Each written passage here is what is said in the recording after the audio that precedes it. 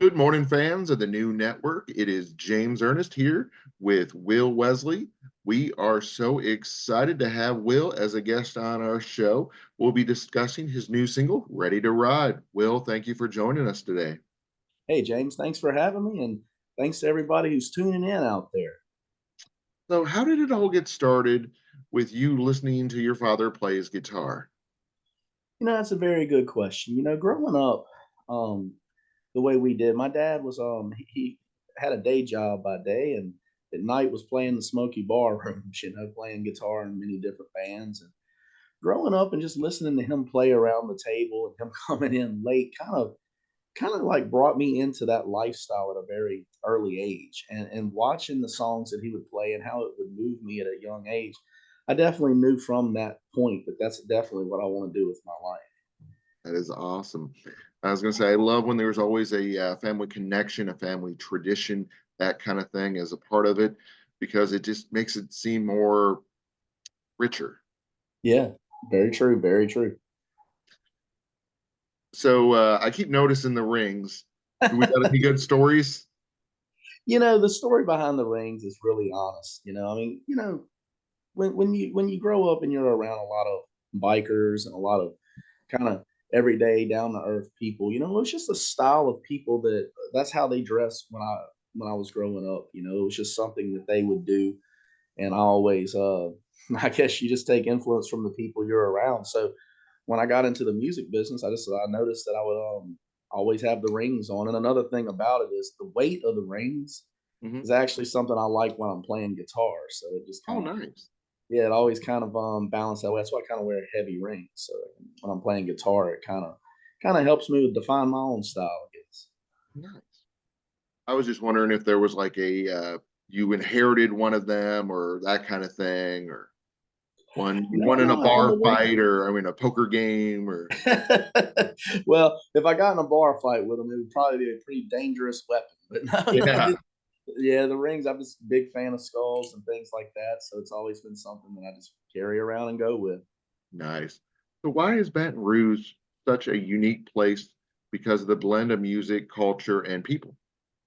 Well, that's a very good question. Baton Rouge definitely has a very unique culture of people and culture of sound. And what makes it unique is that the styles that you hear around here, it doesn't matter whether it's Zydeco, blues, jazz, country, rock and roll, Motown, you got all of this kind of as a melting pot around here. So, growing up, and for me and for a lot of other younger musicians, to work behind these artists, it finds that you will incorporate it into your style, like all these different styles mesh together and they kind of give you originality, in my personal opinion. Like working with all these different styles of musics is what kind of helped define my style at a very young age. Definitely. I know what you mean. Like we just had Grammy winner Judith Hill on the other day. And Oh, because wow. she is so versatile that she is her own thing, just like because a lot of times people just assume country. But like you said, with your Cajun backgrounds and the other areas that have influenced you, it is you've made your own way. And I think that's phenomenal. Thank you. Thank you very much on that. Welcome. And you are clean shaven. You look young. However, I understand that the facial hair got you into bars early, about age 15. How did that early access change your life? Well, being clean shaven as a kid is natural, of course, but I was one of the rare people that can kind of grow a full beard at a young age.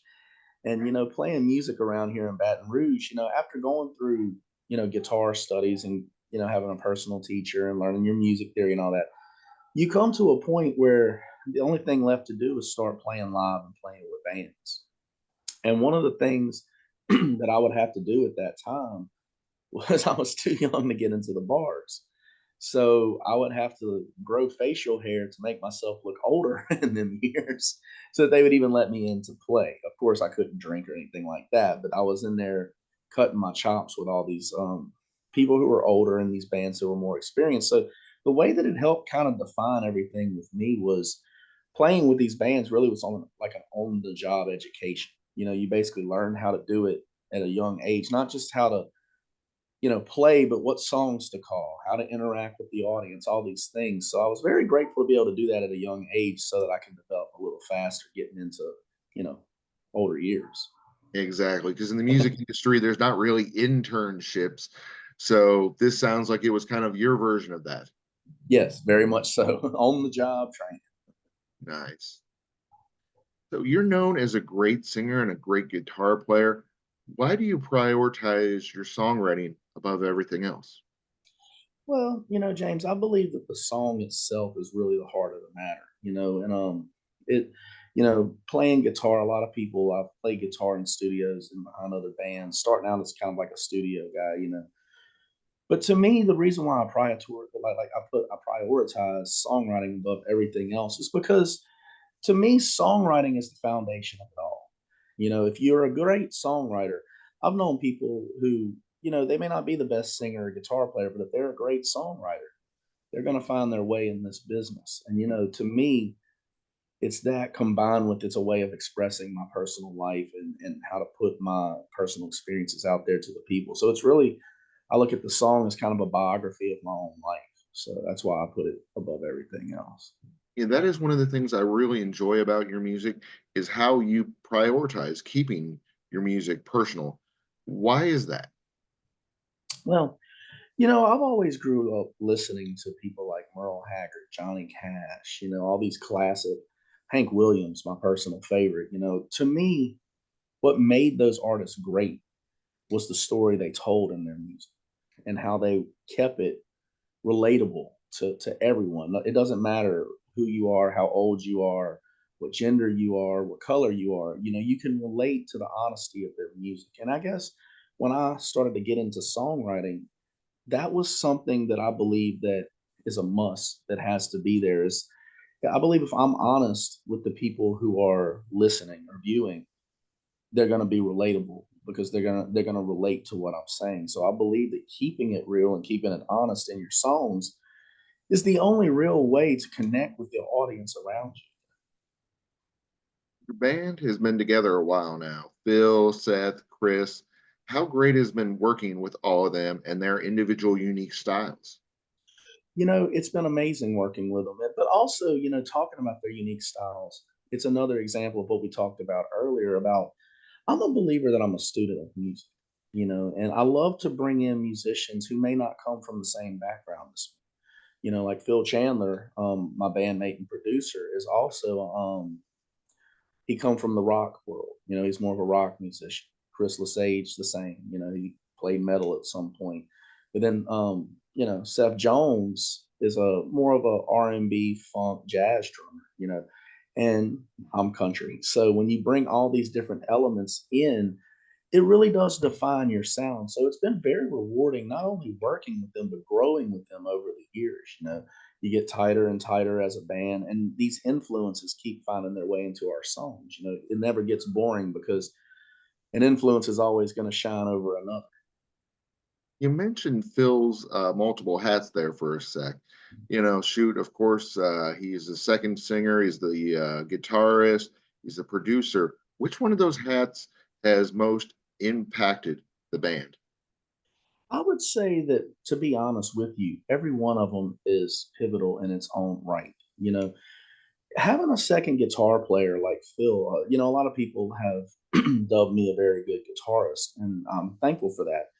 But Phil is also a great guitarist in his own right, and to be able to bring this dual guitarship to a band, it for one, it's great to bounce ideas off of each other, and to be able to have a guitarist who's on your level that is understanding what you're doing. Another thing is to bring that into the studio aspects. It definitely brings in a more guitar driven sound, which I always have loved.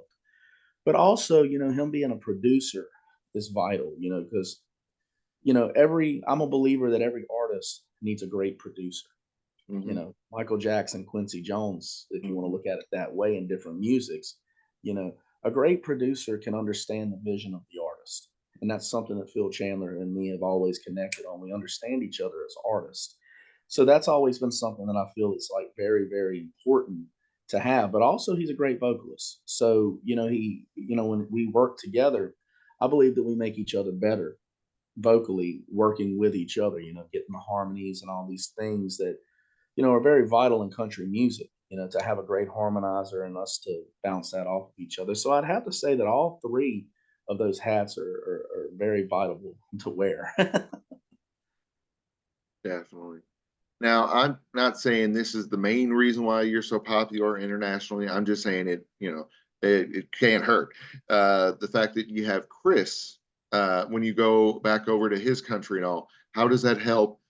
Maybe not so much the popularity, but just the ability to travel and to communicate with the folks over there.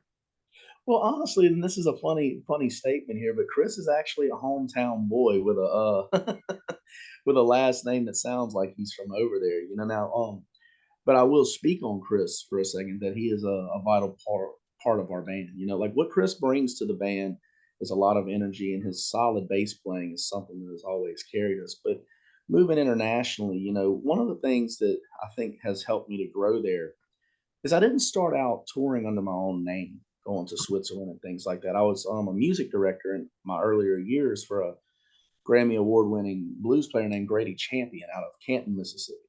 And working with Grady kind of showed me how the audiences are in Switzerland and other places, so that when I started touring there under my own name, I actually was kind of prepared for how to, approach the audience. So that's a big thing, in the growth area of international touring.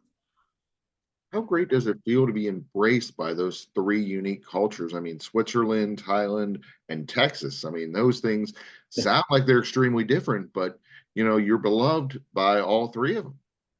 Well, and that is such a blessing to be able to. I'm a believer that music can really break divides, cultural divides, however you want to see it. It really breaks the boundaries, and to be able to be embraced, to go to Switzerland, and to perform for them, and for them to the audience to be so respectful and quiet during your performance. Something at first I wasn't used to, Mhm. but when the song ends, they stand up and it just you get encore and all that. That is an amazing feeling to know that the songs that I wrote in small town Baton Rouge have made it that far, and it's the same with, when we go to Southeast Asia and Thailand and Bangkok over there, the crowds are, they're different. They're more energetic and they're more really into what you're doing. A little bit more like America over in Thailand. And to me, Texas is its own powerhouse. I'm a big fan of red dirt country and Texas music, and being able to open up for people like Jason Boland and the Stragglers and people like that. That's just something where my heart has always been, is in red dirt country music, because it's country music with its own originality. And I think that Texas is a real breeding ground for that kind of music. So I think all of these places in their own right have their own impact on the music world. Oh, definitely. It sounds like it. Like you said, shoot, they're all supportive fans. They're all passionate fans. They're just different ways they express it. And that is quite interesting. Yeah. So, how have you been able to blend country music grit with rock edge? I think a lot of that would maybe go back to a previous question, in the sense of having a producer and a bandmate that come from rock and roll, and also playing in so many bands over the years, where, here in Baton Rouge, playing a lot of 80s rock and roll, 70s rock and roll, 60s rock and roll, 90s, thousands rock and roll. That working with those kind of artists, and also being a fan of that kind of music as well, it finds its influence within country music to me, because it's about bringing that energy at times to country music. And I try to combine a good story with energy on songs like Ready to Ride. So I believe that working with the clientele that kind of come from that world kind of finds its footing with me and that kind of music, but also being a fan of it myself. That's how we kind of blend it. Bring his perspective with my perspective, and we just put it out there and hope the people like it. That is awesome. So, how has your music changed and evolved from both sides of the tracks? Very good question. When we went in to record both sides of the tracks, I was going through a very interesting place in my life musically. I had just gotten out of a relationship, and I was in a band with this person that I was in a relationship with. So a lot of the music that I had written was for a side project called the Yesterday. So a lot of it was more classic country based combined with a more modern sound. And when that all ended, and that's when I got with Phil Chandler as a producer, we were wondering what to do with all this music. And we decided to just put it in a double album and just put it out there as two different projects in one. Hmm. But a lot has changed since the both sides of the tracks era, in a sense, because both sides of the tracks, after it was done, we got a lot of recognition from that, and that album will always be personal to me there. But a lot of life happened since that album. I lost my brother and a lot of people, my manager along the way. And those kind of things, like, I've always looked at, sometimes for me, songwriting is also therapeutic. And a lot of the things that I went through, from separation to the loss of Daniel to the loss of my manager, found its way into the song. So I would have to say the biggest change, James, would be growth. Growing emotionally and mentally to understand that life sometimes brings this to us. So as an artist and as a songwriter, the biggest change between both sides of the tracks and Ready to Ride is the growth of it all. What did you learn from working with Kern Pratt on A New Kind of Blues? Kern was an amazing blues player. Kern Pratt did not get the recognition, in my personal opinion, that he should have gotten. Out of Greenville, Mississippi, he was a raw, emotional blues player that when he played guitar and when he sang, it just the blues came out of him. And we met by running in the same circles there, and what I learned about him is we connected during the pandemic, and he was talking about his frustrations for being out of work and how he couldn't work as a touring musician, and he asked me, he said, "Will, I'm not the songwriter that you are in that sense. I want to tell the story of my frustrations, but I don't know how. I don't know how to put it in words." And from there, we created a new kind of blues. But what I learned from working with Kern was that staying true to the heart of the music and staying true to the heart of a song, whether it's country music, blues, is vital to relate to people. Like I had said previously, because what Kern brought was just raw emotion and fire to his music, and that was such a pleasure to learn and to grow and to work with him on that. It was such a tragic loss to lose him to the COVID pandemic. It was just a tragedy. Most people think inspiration comes from joy, but can inspiration also come from grief? Yes, it can. Yes, it can. And you'll find that a lot of the songs on the Ready to Ride project, that is why I believe that growth defines the album, is because sometimes you can take grief and you can let it destroy you. Or sometimes you can take grief and you can get stronger from it. And you can take that grief to find inspiration. My take on it is the grief that I've experienced with the loss of all these great musicians, and like even my brother and all this, is that you can take their story, put it in music, and help someone else. So that the things that may have got them in life, like addictions or things like that, you may can save someone else from experiencing that through music. And to me, that's a perfect example of how grief can actually inspire and create people to be inspired by the story of someone else. And a lot of people's life is defined by grief. So I'm a believer in that. I'm a believer that grief, though devastating to one, can be a savior to another. Hmm, interesting. Recently, you were at CRS. We know Scott loves CRS because shoot, he sends all his folks down there. It seems like. Um, was it a good experience for you? It was. Scott Sexton is a great guy and a hard working fella, and he had told me, let's go to the CRS, let's get to meet the people and everything. And it was a wonderful experience to go to Nashville and to meet all the great artists and all the radio presenters and all these people who work so effortlessly, like yourself, James, to get the music out there. And I first of all, I want to thank y'all for that. And the Welcome. second thing is, to meet these people and to get your music out there to them. And that's what it's all about, man. Going and networking and meeting these great people And there's no better place to do it than the CRS. You know, you have great, great artists. You got great, great people behind the scenes to get those artists out there. So I think it was a wonderful experience, and I look forward to potentially going back next year. Yeah. Now, I mean, it was great once you got there, but obviously on the way there was a little rocky, right? Yes, it was. We were on an airplane, and we were having bad wind that day, and the wind had pushed the plane to where we couldn't quite get on the landing. Dude, Yeah. I am not, I am not the biggest fan of airplanes. I fly everywhere, go all over. But, you know, when there's turbulence or things like that, I always get just a little bit nervous. Well, in this case, I got very nervous because that airplane was, we had to actually go down and then go back up and circle around to get ooh, to land. So I was like, "Oh my god, I hope this plane don't go down before I get to the CRS." I got a lot of music to talk about, James. exactly. So, of course, you've had the run in with the airplane. What about ships? Tell us about the country cruise.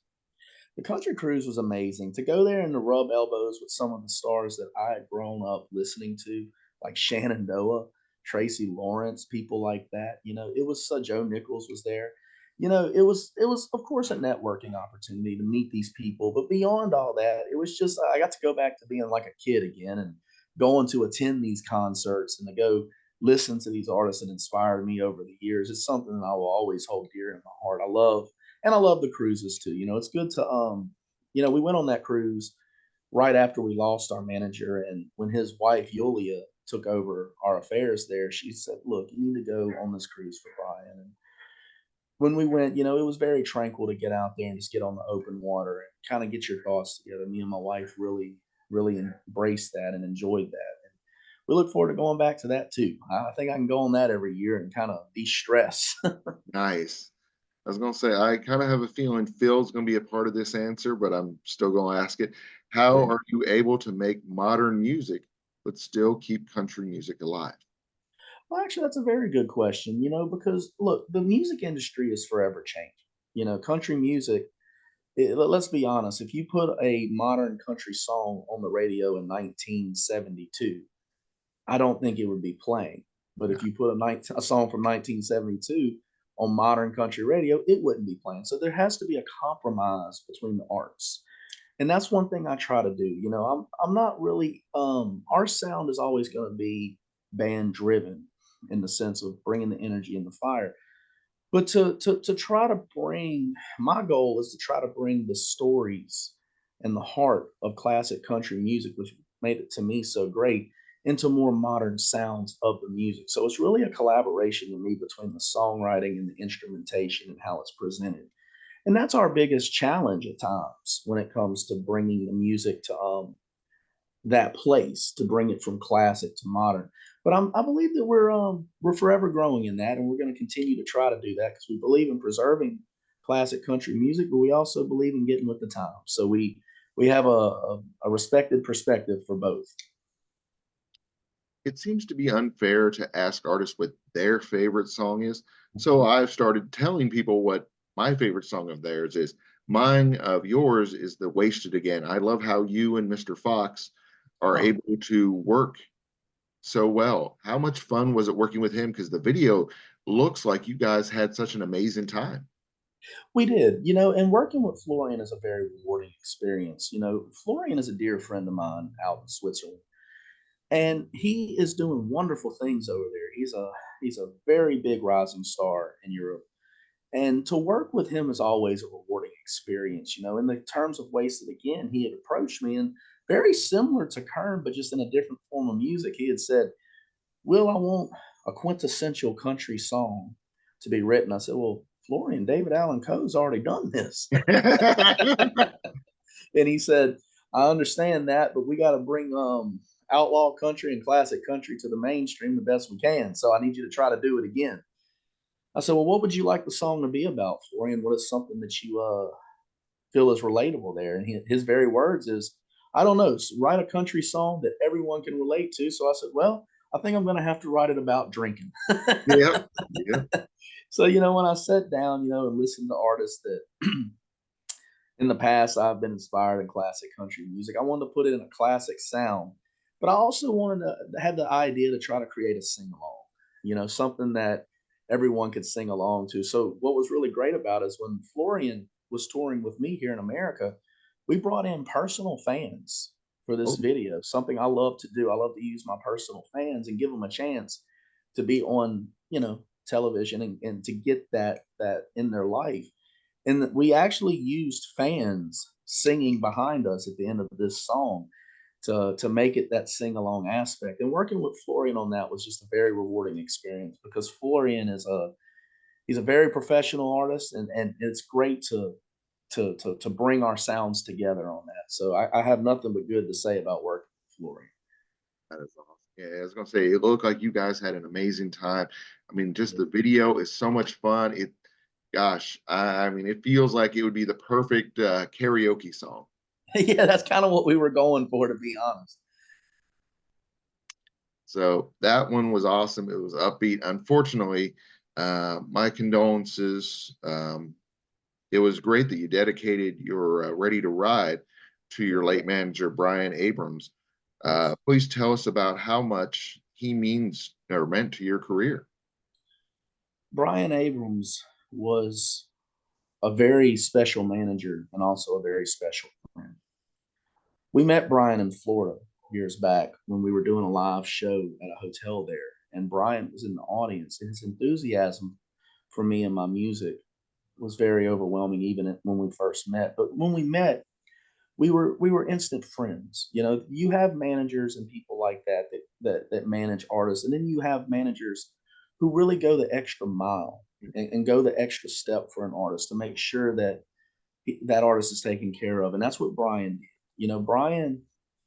Brian came into the music with me, and he had managed some other bands, but he believed in me so much that to be believed in by a manager like that is something that every artist needs. And we began to grow not only as colleagues, but as friends. We had toured the world together.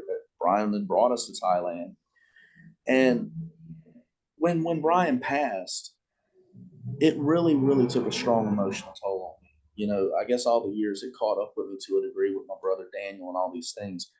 But having someone believe in you so much and then for them to pass as suddenly as Brian did was something that really ripped my heart out, to be honest with you, James. It took me time to process and put me in a state of shock to a degree. It just really hurt me deeply to lose Brian. And on another subject, to have everything up in the air because Brian was single handedly pushing the single Ready to Ride and all this new material. And he's how we met, Scott at 2911 and all these great people. And then for him to pass, not only was it a heavy burden from a friendship stand view and a management stand view, but your career's up in the air too. And we were very blessed that his wife, Yulia Abrams, continued our management and took over to work with us because she wanted to keep her husband's vision intact. And we both come to the conclusion that we will honor Brian with the career itself. So when we released Ready to Ride, it was my personal idea to dedicate not only this song but this whole album to the memory of my good friend and manager Brian Abrams. I love how Ready to Ride brings the energy of riding a motorcycle at full speed down a country road. Was that energy that what you were going for when you wrote that? It's funny, but I don't think you can purposely. You stated the meaning of that song perfectly. That's what Ready to Ride is about, man. Letting your hair down, rolling down the windows, going down that road, that old country road. That is exactly what the song is about, and that was the energy that I was trying to create with it. Something that people can really move to and they can really relate to, but also a song that I wanted people to understand that sometimes we all feel this way. Sometimes we're just ready to ride. We're ready to get out of here, and we're ready to move on, not only down the road, but sometimes ready to ride with our life and our goals and our ambitions. So I hope that it's universal in that sense that everyone can relate to it. But yes, that is what the energy of the song is about. You nailed it, my friend. I understand if it's a secret and you can't tell us, or you're still deciding on the date, but do you have a release date yet for the album? Well, what we decided to do with this one, James, is with the new, let's be honest, that digital and streaming is a very important thing now when you release, and you have to find a balance between that. So what we've decided to do is we're going to release each single off the album first, and then when it's all released, put it together in a physical album and Oh, put it wow. out there. So Yeah. that's our plan. We don't quite have a release date for the album yet, but we are working on it from a single to single basis. Nice. Now, will there be elements of the red dirt in this new album? Yes, there will be.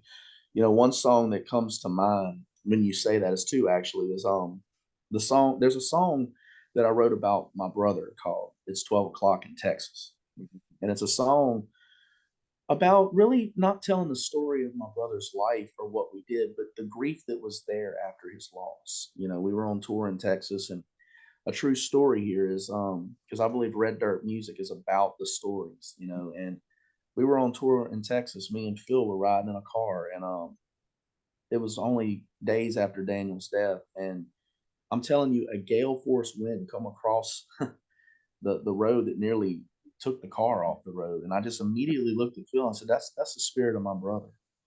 He's letting us know he's still with us." And that is how the song 12 O'Clock in Texas began to be formed.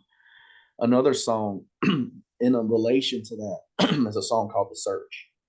And it's a song about wondering where to go after all these things happen. After you learn to cope with it, you still have to learn to cope with the idea of where do you go? Sometimes in life, the things we're searching for, we never find. And these two songs are written in the Red Dirt style, in the more songwriter acoustic style. And also, we have a song called Honky Tonk USA, which is going to be our next single, talking Nice. about our views on current country music and where it's going. And all these Red Dirt elements are definitely there. So, yes, to answer the question, yes, Red Dirt is definitely alive and well on this next record. That is awesome. I was going to say, does it touch into the fact that unfortunately there are so many non-country people singing country nowadays or calling it country? My Heck, friend, it does. That is exactly what it touches on. One of the lyrics in the chorus is, "Well, the strings are gone and the band don't play, and the pretty little singer has nothing to say." So that ought to let you know right there where we're exactly. going with this. Now, of course, like you said, you're incorporating the red dirt back into the album. What about the steel guitar? Are you bringing that back into the album? Yes, sir. Yes, sir. We're bringing steel on many of these songs.